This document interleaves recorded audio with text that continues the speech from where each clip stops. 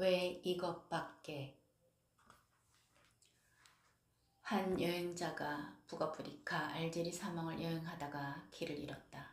그는 방향을 알 수 없는 상태에서 필사적으로 물과 음식을 찾아다녔다. 뜨거운 태양 아래서 며칠 동안 헤맨 끝에 멀리서 천막 하나를 발견했다. 지친 다리를 이끌고 간신히 천막 앞에 도착한 그는 죽어가는 목소리로 간청했다. 물과 먹을 것을 좀 주세요. 천막 안에서 전통적인 복장과 두건을 한 베두인족 양치기가 나타났다. 양치기는 동정심을 나타내며 말했다. 미안하지만 나는 당신에게 물과 음식을 줄 수가 없소. 다만 선물로 넥타이 하나를 주겠소. 여행자는 숨을 헐떡이며 실망에 차서 중얼거렸다. 난 지금 물 한 모금과 먹을 것이 절실히 필요한데 당신은 이 사막에서 내게 넥타이를 주겠다고요? 양치기는 공손하게 말했다. 그것이 내가 당신에게 줄 수 있는 전부입니다. 나는 물과 음식을 가지고 있지 않지만 당신의 문제를 해결할 장소를 알고 있습니다. 여기서 2km만 가면 됩니다. 그곳에서 마실 것과 먹을 것을 구하려면 이 넥타이가 필요합니다. 여행자가 화가 나서 목소리를 높였다. 지금 나를 놀리는 거요. 갈증과 허기로 죽기 직전인 사람한테 넥타이를 주다니 말이 되는 일이요.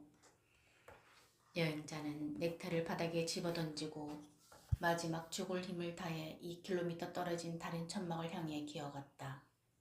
그리고 천막 문을 흔들며 간절히 말했다.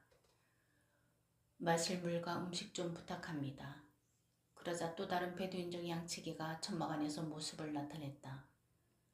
뜻밖에도 토착민답지 않게 서양식 정장 차림이었다. 검은색 양복에 빳빳한 흰색 셔츠 그리고 검은색 나비 넥타이를 맨 그가 말했다. 넥타이를 매지 않으면 들어올 수 없습니다. 여행자가 애원했다. 난 지금 목이 마르고 배가 고파 금방이라도 죽을 지경입니다. 천막 주인이 단호하게 말했다.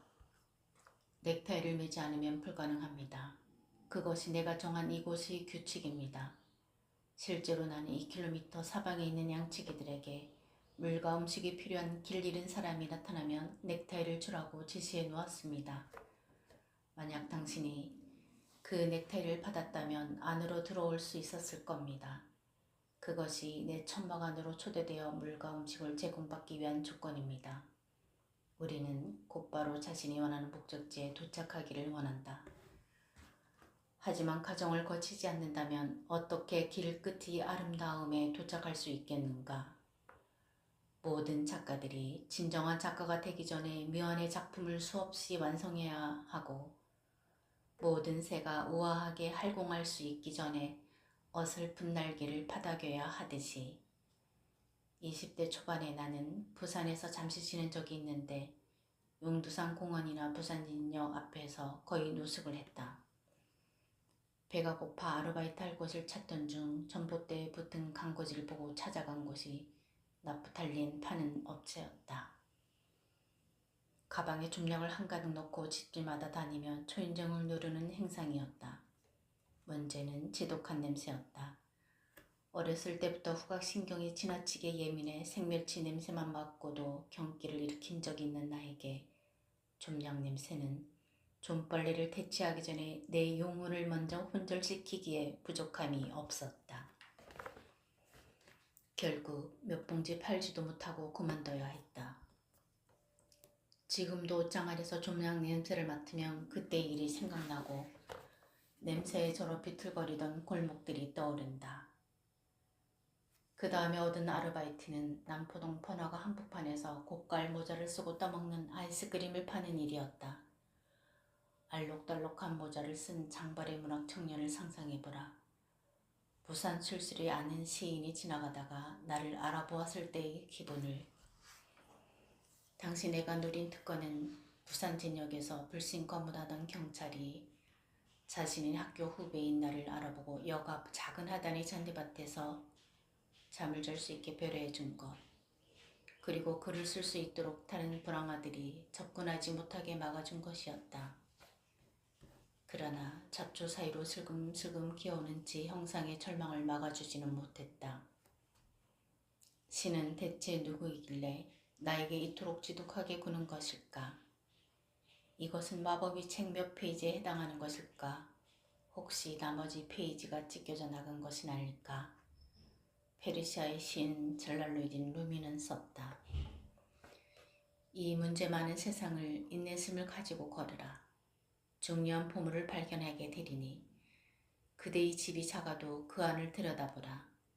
보이지 않는 세계의 비밀들을 찾게 되리니 나는 물었다.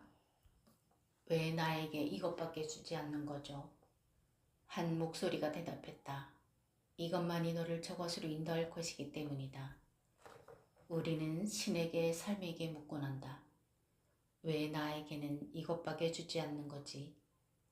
그러나 보이지 않는 목소리가 답한다. 이것만이 너를 내가 원하는 것에게로 인도할 것이기 때문이다.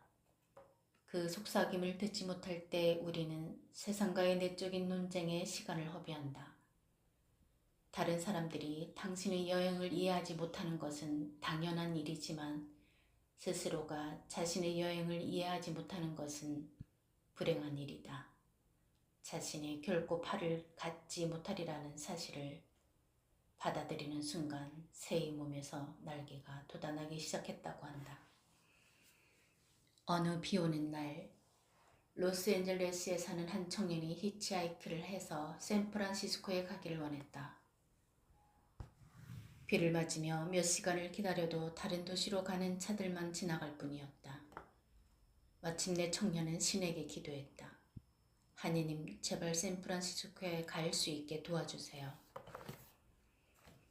간절한 기도를 들은 신은 근처를 지나는 차 한 대를 서둘러 청년 쪽으로 보냈다. 샌프란시스코 인근의 몬테레이시까지 가는 차였다. 청년이 샌프란시스코에 간다는 말을 들은 운전자가 마침 잘 되었다면서 몬토레이까지 태워다 주겠다고 하자 청년은 거절했다.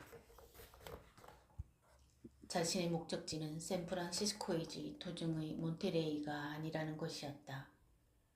몬터레이에서 샌프란시스코가 멀지 않으니 그곳에서 다른 차를 얻어 타면 된다고 설명해도 청년은 고개를 저었다. 운전자는 하는 수 없이 그를 빗속에 남겨두고 떠날 수밖에 없었다. 신도 어찌할 수 없는 일이었다.